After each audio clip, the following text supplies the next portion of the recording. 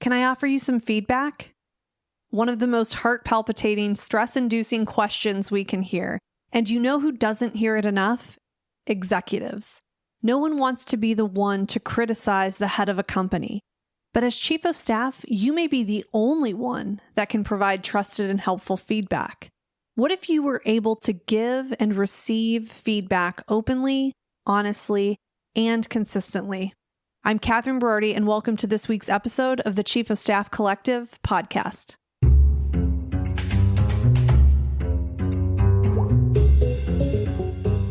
In this episode, we speak with Amber Daniels Fogelman, the Chief of Staff to the President at OneGoal. She shares her experiences around developing a strong partnership with the President that allows ample space for feedback. And she is even able to coach others in the organization as well. Her story is a great example of what it looks like to build a growth-oriented environment and more comfortably manage the nuances of feedback at work. Here's our interview with Amber, the Chief of Staff as coach. My name is Amber Daniels Fogelman. My title is Chief of Staff to the President at OneGoal. Run us through a bit of your background so we can better understand where you've come from. I started off my career thinking I was going to work in politics. I have 2 degrees, one in political science, one in Spanish, neither of them which I use on a daily basis. I started out working in local politics, really quickly decided that nonprofit was where I wanted to be. And so I went to work for Teach for America in Philadelphia, and I started there as the office manager. And I was with Teach for America for almost 10 years. And during that time, I worked in the regional office in a couple different roles. I worked in development, I worked in operations. Then I went to the national team and worked in finance, and then I worked in regional operations. And so through that, I got tons of really interesting experience. And my last role at Teach for America was as the Chief of Staff to a Regional Operations Vice President, supporting 8 regions. So I left there because I wanted to not travel. And so came back, worked in higher education in Pennsylvania for a little bit, did a little bit of consulting. And then when my kids were a little bit older, I wanted to go back into education. So I happened to be looking for something, and Kwame Griffith happened to be looking for a chief of staff. And it was basically the greatest match ever made, I think. So tell us more, before we dive into the relationship with Kwame, tell us more about your role at OneGoal as Chief of Staff to Kwame. So OneGoal has a president and CEO structure. And so what that looks like is the president manages the day-to-day operations. So that includes the administrative pieces, finance and operations, human resources or human assets, as we call it, our regional operations, our program work, and our new delivery work, which is sort of our new program model, our new business model. And then the CEO is highly external, manages external partnerships, fundraising, and then also manages our national development team. And so that's the way the structure is set up. The CEO has a chief of staff, the president has a chief of staff, and then each office has an executive assistant as well. And tell us a little bit more about OneGoal. So OneGoal is a nonprofit organization that works in the college access and success space. And our mission is to close the degree divide in America. And we do that through a 3-year fellowship program that works with students in their junior and senior year of high school and in their freshman year of college. The organization itself has been around for 12 years, about a $23 million budget, and about 170 employees. And we're in 6 markets around the country. So Chicago, Atlanta, New York, Houston, Boston, and the Bay. And you were the first chief of staff that Kwame had at OneGoal, is that right? I'm Kwame's first chief of staff at OneGoal, yes. So let's talk about that, because you knew Kwame prior to OneGoal, right? I did. So I've known Kwame for over 10 years now, and I have known him, I think I've known him in every major leadership role that he's had over that time, and we worked together in various capacities. I was never actually directly reporting to him, but through our work together, I presented a lot of financial information and budget information to him, which allowed me to understand how he makes decisions, how he likes to receive information, and then sort of informally have coached all of his chiefs of staff that he has ever had in some capacity or another, which is something that we had really only realized once I started in this role. That's so interesting. Okay, we'll talk more about that here in a second, but I'm curious how you describe your relationship with Kwame. You said a match made in heaven. So tell me more about the relationship you have with him and how long you've been together at OneGoal. We have worked together for the last 2 years in the president chief of staff relationship. And I think what makes our relationship very successful is that we're a partnership. And he and I actually talked about this just a couple days ago, because he said, like, what makes us work so well is that you don't work for me. You don't do things for me. We do things together. And I think that's actually right. We have complementary strengths. And so we're able to divide and conquer things. We also spent a lot of time figuring out how the other works, where the other person is strong versus weak in the beginning. And so I think that's allowed us to divide work up in a really efficient way. I'll also say, like, I think what's unique about our relationship is that we have known each other for so long. And so we are good friends. In addition to like the work partnership that we have, he's just like a friend. And so I think that that's a very unique thing about our relationship. But I think the other aspects of our relationship that we have really are just hallmarks of very strong partnerships. And let's talk about that. You mentioned the complementary strengths. We like to think of the chief of staff principal relationship almost like a Venn diagram, where most of your strengths, as you said, complement his. You know, you're the process person when he's the visionary, for example. But I'm curious, from the success of your relationship, where do you feel that you and Kwame actually match, where you align versus having those complementary strengths? I absolutely am the process while he's the visionary. That is 100% true. I think that the way that we make decisions is very, very similar, which is a huge benefit to us because it allows me to operate as his proxy in spaces in a very confident way. So I know I know the types of information that he will ask for in order to make a decision. I know roughly how he will weight that information. So if it's a financial decision versus like how it will affect people, I know sort of roughly where his limits are on those things. And we're very aligned on that.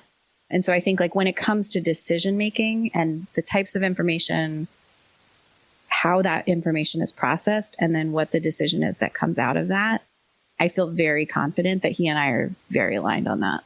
Yeah, that's really interesting. And, you know, even though you knew him before going into this position with OneGoal, I'm curious, were there any ways in which you felt you needed to like reintroduce yourself to him? You know, almost look at him again as a stranger and say, I need to figure this person out. I need to learn about Kwame in a different way than I have before. Absolutely. Even though we've known each other for a long time and have worked together in different capacities, I had never been his chief of staff.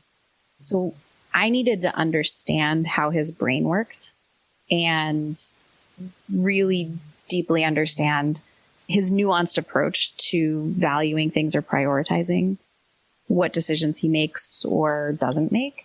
And so when we first started working together, we did a lot of work side by side. I would shadow as many of his meetings as felt appropriate. When we needed to create a draft of something, we would get on the phone and do a 4-hour work session and do it together. And he would give me his thoughts and I would ask lots of questions. What does success look like for this work product for you? Why does it look that way? What are you thinking about when you're answering that question? What's going through your mind? And so really all I wanted to do was just to deeply understand how his brain worked so that I could anticipate whatever he needed, or if there were cases where I had to operate on as his proxy, I was able to do that. That was the big part that we spent the early chunk of our work together doing. That's great. And I'm curious, how did you get to the relationship you have today? Meaning, what were some of the keys in your mind that really helped craft this very trusting, close partnership with Kwame? I mean, candidly, the last 2 years have been pretty challenging for each of us personally. It's hard to not share that with someone you work so closely with. There was two parts of the trust. One of it was just really hard things happened for each of us, and we showed up for the other person.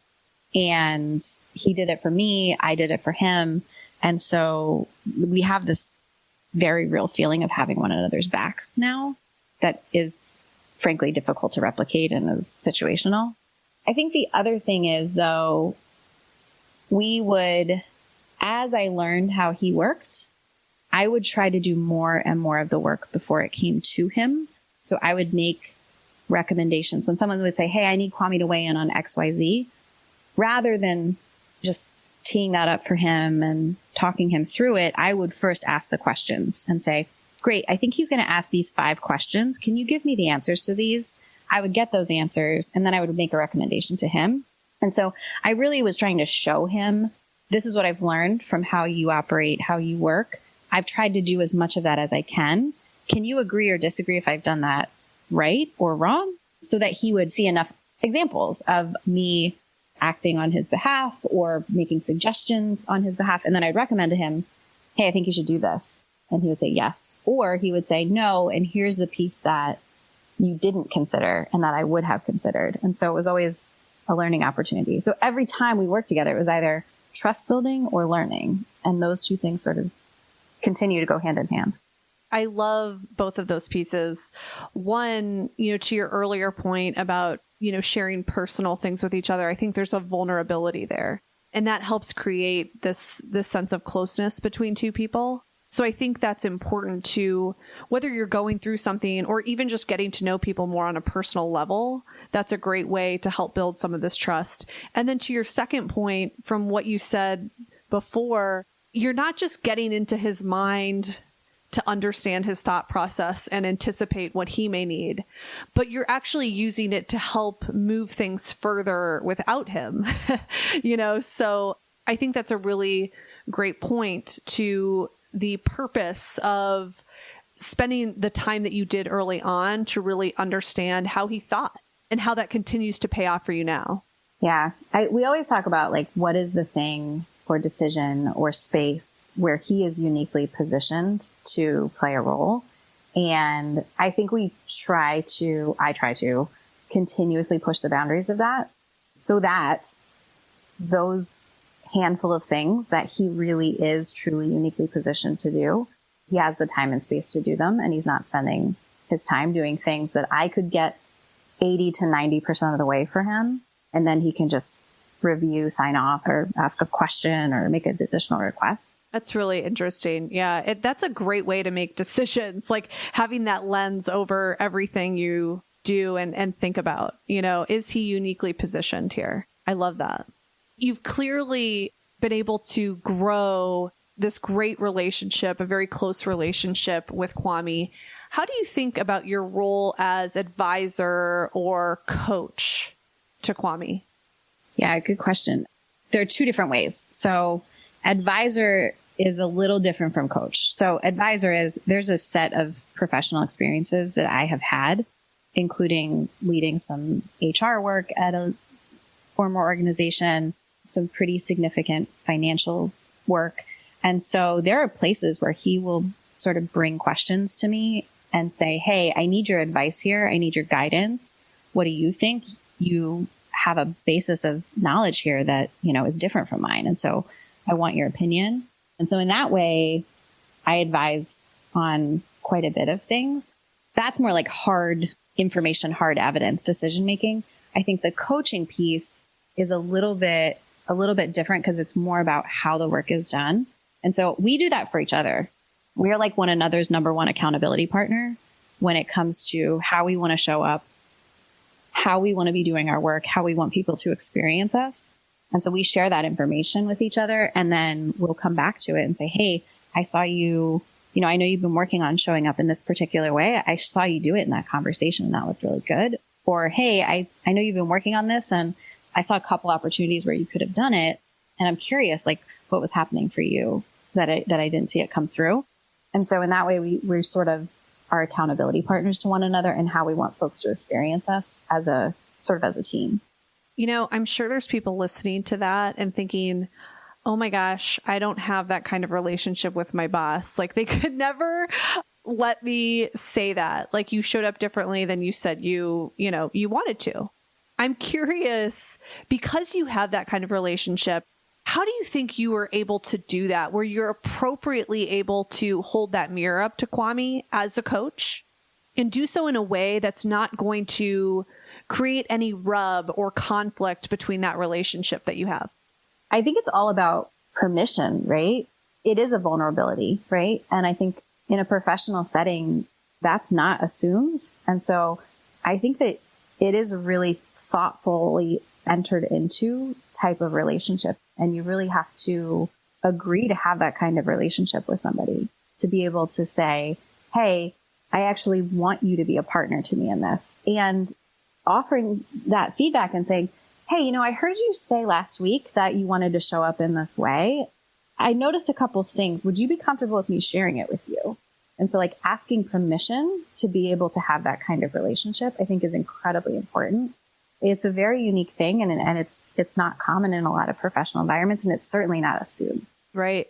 So do you think it was Kwame who first started that for your relationship, where he said, here's what I want from you in this? Or do you feel like it was more of you, like you just said, asking for some permission and then kind of, stepping into it more and more as time went on? Or maybe both? I think it's probably both. So one thing is, Kwame works with an external coach, and so he's incredibly comfortable getting feedback. I think he's probably one of the most learning-oriented executives I've ever experienced. And so that is really unique and special.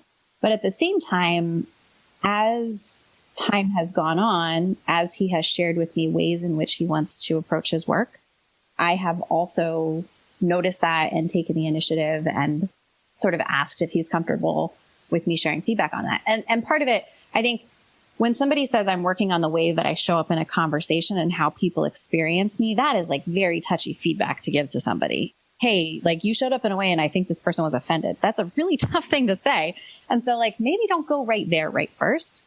But I do think, being able to give feedback on, hey, I heard you say that you wanted to only, like, we set 3 priorities at the beginning of this week, and those are the things that you wanted to spend time on. I'd love to go through the work that you did this week and sort of point out some places where it looks like we deviated from that. And I'd love to understand more. That is 1, giving feedback. 2, learning, because maybe something came up that was, that you didn't anticipate at the beginning of the week. But I also think like that starts to build that relationship where you can hold up the mirror. And, the other thing I like about it is that Kwame is saying, here's how I want to show up. He's telling you how he wants to lead. And so your pushback is, hey, what you said you wanted to do is not what I'm seeing. And so going back to that piece about accountability, you are simply holding him accountable to what he says and what he actually does.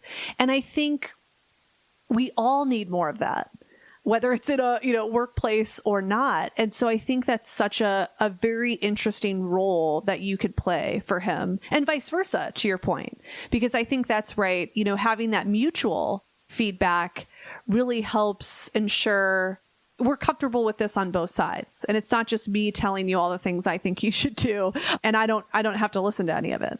I think it's so important for executives because there's so little feedback that you get. Once you get to a certain level, you just don't get a lot of feedback. And so having somebody close enough to you to see you operate in different circumstances and to be able to be open to that person's feedback is such a gift. At times, like, there are circumstances where that might be the only feedback you're getting. And so I think it's really important. It's been a growth opportunity for me to sort of see that as an asset versus something that I was like trying to lean into, but felt uncomfortable with. Once I realized this is actually a unique role that I can play here, that was when I really started to lean into it and really spend some time on it. Did you have that relationship with anybody prior to Kwame in a professional setting? So I worked for a regional operations vice president at Teach for America.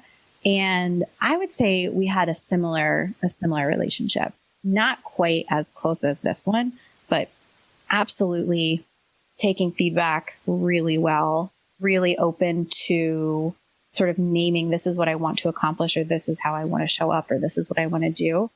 And so I've had that relationship before. I have also very candidly not had that relationship before.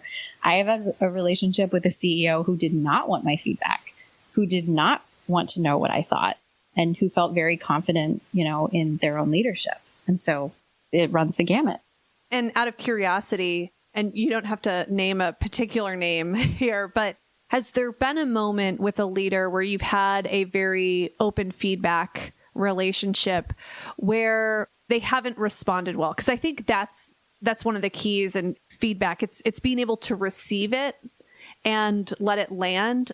So I'm curious about that. I mean, I have productive and unproductive examples, right? I've worked for a CEO who truly did not want my feedback and who said that. So that was the end of that conversation. I saw this happening. I'm curious, I wanted to share this thing that I saw with you. I'm curious, can we talk more about that? No.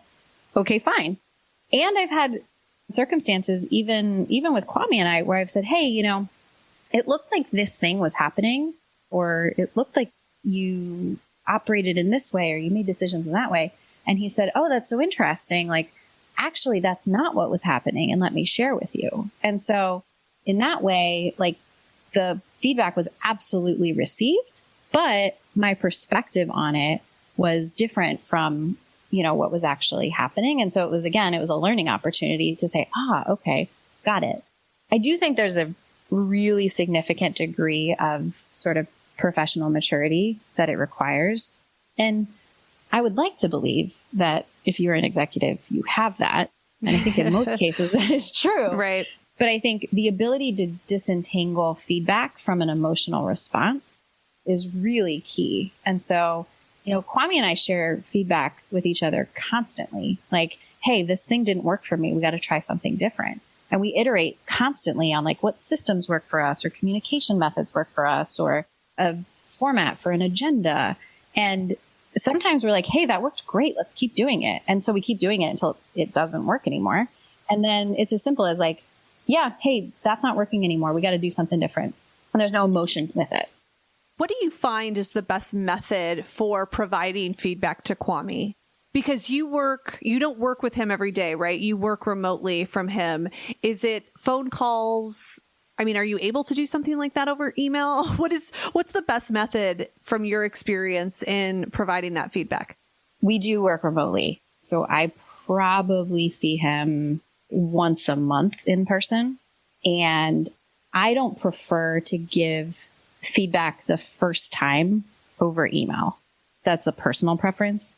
I would prefer to say, hey, I'm seeing this thing. Let me say some things about it, give you some examples. And then if one of the examples happens to be in an email, I'll respond and say, hey, this is similar to what I was talking about the other day. It looks like A, B, C, da, da, da, da, da. But generally, it's a phone call or a Zoom call.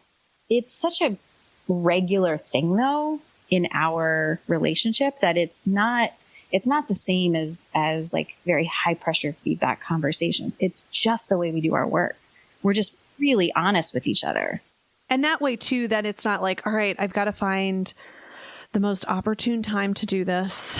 Okay, Kwame, are you ready? Right. You can just kind of let it flow. But I think obviously letting it flow with the proper forethought so that it's not, because I think that's part of it too, right? The delivery can't be you were a real jerk in that meeting. But I like here's how you showed up. So yeah, I think that regularity to it then doesn't heighten that emotional response as well, where it's all right, here it comes. What's she going to say? So I think that's great. You made a really interesting distinction and comment earlier. So the distinction between advisor and coach, I think, is really interesting. And I totally agree with you on these being two different things. And I'm curious how many chiefs out there associate more with one than the other. And this goes to what we've been talking about executives being open to this idea of having a coach. The fact that Kwame has an external coach as well, I think is very indicative of somebody who's willing to do that introspection and think about things they can be doing better. With this external coach that Kwame has, in your role as a chief of staff, how do you see those differing? Because, you clearly have an employment relationship here, right? That the coach doesn't have. So I'm just curious how you think about that, your role as coach versus his external coach's role in that capacity. So his coach is incredible, and they do very sort of like outcomes focused work together. So like they set goals and work towards them around his leadership. And he shares all of that information with me. He's like incredibly honest and transparent because we have such a deep level of trust. And so in that way, I'm more of an accountability partner to him, or helping him to make changes to be able to reach the goals that he's trying to accomplish in his leadership. And so whether that is, hey, I need more time for reflection, and so we need to free up my calendar and free up my schedule, and let's adjust our plan accordingly. That comes to me because I own the plan for our office. And so if that needs to happen, we need to work together to make that adjustment. And so I both help him to, now that I know about the goals, I'll say, okay, great. I'll keep an eye on it, give you any feedback that I have on what I'm seeing, but also just helping to sort of clear the lane for him to lean into those things or have the time and space to lean into them. So I feel like if I had to make a football analogy, do it. I'm going to do it. His executive coach is like the head coach of the Kwame professional development team. And I'm like the special teams coach. I'm like, all right, we got a field goal. I got this. I'm going to tell us how to do it. But she helps him to set sort of his overall goals, the way he's working towards it, et cetera. And I definitely play a support role in that, but sort of hang back because that is the only thing she is doing for him and is not the only thing I am doing for him. That is really enlightening for a couple reasons. One, no external coach is going to be with Kwame day in and day out. And you are, you are with him a lot, maybe not physically, but you are attached to Kwame. And therefore, because of that, there is an ability for you to truly hold him accountable, where a coach can only hold him accountable when they know what's going on, right? And he tells her. And when they're in those sessions, which isn't happening every day. I love that, that just your proximity and the amount of time you spend together makes that accountability really stick, as opposed to weekly or bi-weekly check-ins with a coach. So you're almost ensuring that, again, what you said in these coaching sessions with your external coach, you're actually doing. And I'll help you with that as chief of staff. I'm curious if there's anything else before we move on to the leadership team, if there's anything else you want to talk about Kwame and that relationship and coaching with him. I feel like we got a lot there. I think part of what makes it successful is not that, I didn't go into our relationship thinking I'm going to be his chief of staff and that means coaching. I was responsive to sort of what he needs to be a better leader. And so that is what I do all day, every day. My job is to make sure that he has the conditions to be the best leader he possibly can be. And so that means working with him on his coaching goals or helping to coach him through different situations. And so I think forcing that kind of relationship in every single executive and chief of staff relationship doesn't make sense. It won't work. Yep. Yeah. But for us, it makes a lot of sense and it really works. Yeah, I think that's absolutely right. Because I do think some people will say this just doesn't resonate. The idea of my role as coach is just not one I've ever done for a variety of reasons that we've potentially touched on already. But I think that's interesting. Coaching isn't the only thing that you do as chief of staff. you have many functions that you carry out, and that's just a piece of it. Whereas, the external coach, this is really their only focus. How do we properly elevate Kwame to where he wants to be? So yeah, that's great. So let's now turn to the role of coach as chief of staff with the leadership team. So first, give us a lay of the land. Who is on the leadership team? How is it comprised? And how many report into Kwame versus the CEO? So the leadership team is made up of Kwame's direct reports. There are 7 of them, and our executive directors, and then our CEO and our head of development who reports into the CEO. That's the full leadership team. Kwame's direct reports, like I said, are 7, not including me. There are 7 other direct reports who head up the functions I mentioned earlier. So finance and operations, human assets, regional operations. I'm probably going to forget most of them, but this is a quiz. It's a quiz, right? Yeah. So he has 7 direct reports. Okay. Let's talk about this idea that you mentioned earlier of coaching them to use the football analogy again, drive things further down the field before Kwame is being brought in to score the touchdown, or maybe he's not even brought in at all. So yeah, talk us through how you coach those leaders and what that looks like. He has a lot of direct reports, and he wouldn't be able to do anything other than manage them if they weren't sort of like leading exceptionally well on their work. And so our management structure is really dependent upon the executive capacity of our leadership team. When I got here, I observed all of his direct report check-ins, and then I met with his direct reports afterwards and gave them all feedback on how they were structuring their time with him. And so part of that was because one of the key things I came in with was a knowledge about how he liked to receive information and how he liked to make decisions. And so I wanted to use that to create sort of a quick value add for those folks. And it really established a coaching relationship from the very beginning, because I was able to say, hey, I observed, your interactions with him or how you set up your time with him, when you gave him information, the degree of information you gave him, how much you leaned on him for the decision versus how much you took on of the decision making. And so here's some thoughts I have on that. And so that really started us off in a way where folks would then come back to me and say, okay, great, I have this information to take to him. How should I do it? What should I do with it? And really getting them, similar to the relationship I was saying that I've built with him, where I try to anticipate what he needs, how he's going to make decisions, bring him something that's 80 to 90% done that he can then either poke holes in or approve or ask additional questions on. I've sort of like coached his folks to do the same thing so that he is entering into that work stream or that decision at the exact unique moment when he is the greatest value add.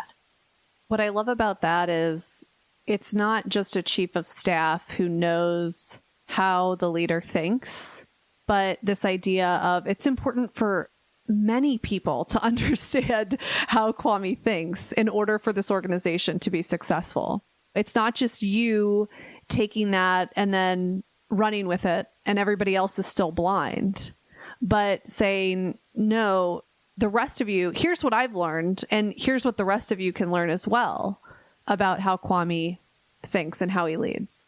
Right. I think it also elevates their leadership, because I felt like when I first got here, folks were bringing really open-ended questions sometimes in places where they had an opinion. And it was a good opinion. It was based on data or information. But for whatever reason, that wasn't what they brought to the table. What they brought was, what do you think I should do? And so by flipping that and saying, okay, of course he has opinions on what he thinks you should do, but you're the person who is in this day to day and you're closer to it. What do you think? What do you think is the right call? And whether or not he has the formal decision-making rights or not, the person who's in closest proximity to that work should have a significant role in what direction that goes. And so really like elevating that, our leaders to a place where they were making recommendations about their functional work. And, you know, sometimes he had information they didn't. And so said, oh, that's really interesting, but here's the thing I know about something happening over here. And what does that make you think? And let's talk it through together. But that was such a richer conversation because what they brought to the table was such a more fully formed proposal or recommendation. And it was great to like get to that point with folks. Yeah. You know, that goes back to your point about his leadership is dependent on the capacity of the team. And, you know, using my former days as a huge band nerd, my director always said you are only as strong as your weakest player, you know, because if somebody just like blares out a wrong note on a rest, you all look bad. So the fact that, you know, it's this empowerment and elevation of the entire team and not just Kwame that I think helps make Kwame and therefore the rest of the organization very successful. Yeah. Once you're able to sort of get everyone elevated to operating, you know, like in their own leadership, it also frees him up to have the capacity when he's making the unique contributions or decisions that only he can make. It actually frees up his capacity. And so Kwame's an incredible coach. He's amazing, but he can only coach his direct reports through tough situations, you know, difficult decisions, new situations and new decisions. If he has the capacity to do that, which he can only do if his entry point into all of the other work for his direct reports is in the space where he is most uniquely positioned to enter into that work. Right. And, you know, I'm curious then if as part of your work with his direct reports, it's understanding where they truly excel and helping them step into that space more. And to that point, what about feedback with them? You know, how have you provided feedback to his direct reports, knowing not everyone's Kwame, people might receive it differently? How have you found the right balance there to make sure you are getting the best from his team? I mean, I think like anything else, you have to really build the relationship first, and it has to be two-sided. And so I've worked really hard to build relationships with the leadership team that hopefully allows them to know that I'm open to feedback and I ask for it. And so in that way, I don't ever want to have sort of the dynamic of I'm like the chief of staff to the president, so I can give you feedback, but you can't give it to me. Like, I never want that to be something that people feel. And so part of it is just building a relationship to be able to give feedback. I think the other part though is like, I really deeply understand their goals and their priorities and what they're trying to accomplish. And so I don't give them feedback for feedback's sake. People produce recommendations and bring them to him. And like, I think the formatting is like not what I would have chosen, or the language they use is not what I would have chosen, or it included way more evidence than I would have put in there. But like, I don't give feedback on that. That's not important. But where there's something that I see they're operating in a way or making a set of decisions that looks like it's going to take them off base from reaching their goals, that's where I'm like, hey, I want to tell you this, and this is the reason why. It's not because I have a different preference from you. It's not because you're not using Kwame's time appropriately. But what this is I think you have a couple key challenges here that are going to hold you back from reaching your goals. And so I just want to talk through that with you and figure out how do we get you the support you need to work through that, whether it's me working through it with them, bringing Kwame in to work through it with them, maybe helping them to discover we're a pretty matrixized organization. And so, is there another leadership team member that we just need to hash something out with? And so really the feedback is attached to like, what is this person trying to accomplish in their work? How are they defining success? And if I can see something that's going to hold them back from that, then it feels like my responsibility to say something and to be a partner to them, not just to give feedback for feedback's sake. Right. And I think that's an important point. It's tied to the work and what you're trying to accomplish as a team. You're promoting the team as opposed to singling out one individual and saying like, wow. And I'm going to be a partner with you through it too, right? Like, I'm not just saying this to you and like, okay, well, see you next week. Hope you can fix that. Like, hey, this looks like it's a problem. How can I help? Is there something I can do? Yeah, it's that solutions-oriented approach that we love in a good chief of staff. Not just admiring the problem, but saying, all right, what can we do about this that's going to work for you? And I'm happy to be a partner in that. I think that's great. I'm curious. I need to stop saying I'm curious because I start every question with that. But do you coach others in the organization beyond his direct reports? Okay, tell us a little bit more about that. So I probably coach most of his direct reports on a sort of as needed situational basis, pretty informally. But there are a few people in the organization that I do actually pretty formally coach.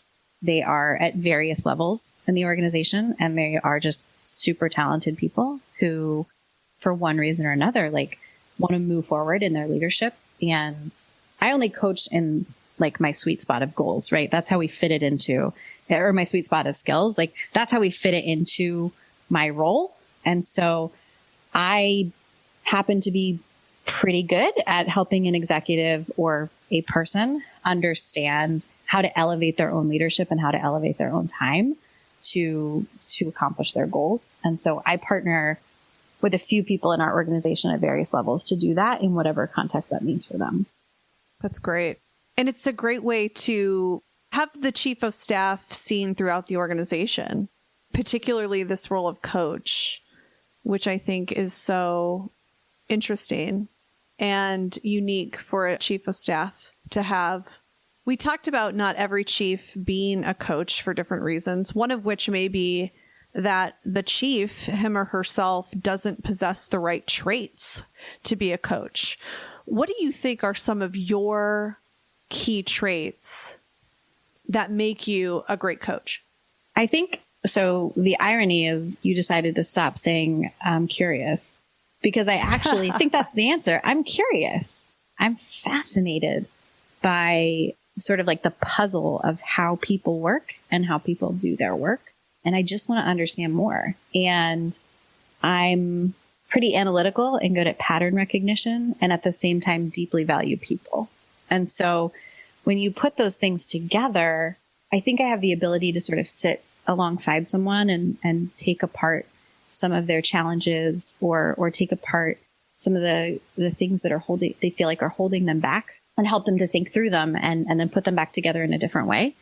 And so I think it's probably the marriage of those two things. Is there anything else you want to mention in terms of coaching others in the organization? So I got a really interesting perspective.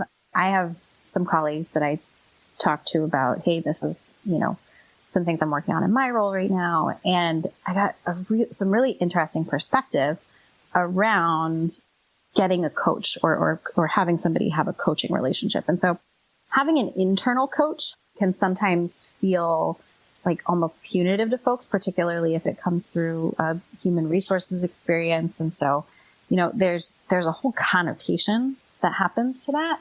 But I got the feedback, and it really resonated with me, that having somebody coached by the chief of staff to the president, really feels like the organization is investing in you and is really excited to see your leadership grow and change. And that really excited me, because that's how I feel when I'm working with somebody.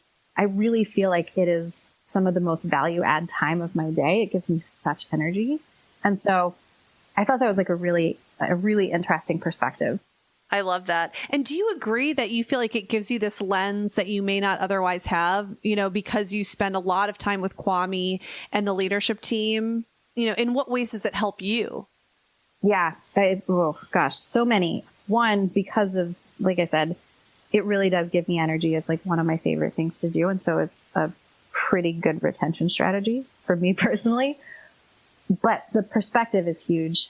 And in particular, because most of my work is done in partnership with the leadership team. And we have an exceptional leadership team, but it's 15 people in an organization of 170. And so I am so aware of my ability to lose sight and perspective. And so I have to seek that out. And this gives me an opportunity to get that in a fuller way that is in line with my role and allows me to ask questions and build relationships with folks so that I can be better at my role. That's great. I like the, Kwame partnership, relationship, and then feedback, which I think some people, like I said, are going to be like, oh my God, I can't do that. I love that though. I love that because there's something about you talking about that and your voice and the way in which you speak even that's soothing and comforting. I don't know if people tell you that, but that makes me so happy. Yeah. So like, I can tell you're a good coach because you have this, I don't know. It feels peaceful. And so when you're like, and you can hear my strength, when you're giving feedback, I can hear you doing so in a way that lands so beautifully because it's your delivery of it that, I'm sure is really spot on. So I almost wanted to take it that direction. And then I was like, wait, hold on. I'm not like trying to get coaching for myself right now. I'm doing a podcast, but it just felt really warm. And I feel like if more chiefs with the right executive, because I think that was a very important point you made, if they can get to that relationship, how wonderful to be able to truly hold somebody accountable in that way. It is. It's really cool. It's so funny because when you use the word accountable, like you almost see it as, it just has like a certain connotation. Right. Like it's annoying. Like a gotcha almost, or like checking a box, Like a physical trainer or somebody too, or something. I don't know. Yeah. The key though is like, I don't feel like I'm holding anybody accountable to me or even to the organization, like I'm holding people accountable to the goals they set for themselves or the goals we set together, or the things they've said they want to do. And so like in that way, I think it comes from a place of like, how can I help? This is a thing I'm seeing. And so it's like the wanting to help, feeling curious. I don't know. It gives me tons of energy. It makes me super happy. I love that though, like the lens of I just want to help as opposed to what can I get out of this or how is this going to better everyone else, but just truly like, how can I help you? And then, talk about understanding, like just truly understanding somebody and where they're coming from. And like you said, what they're trying to accomplish. So good. Awesome.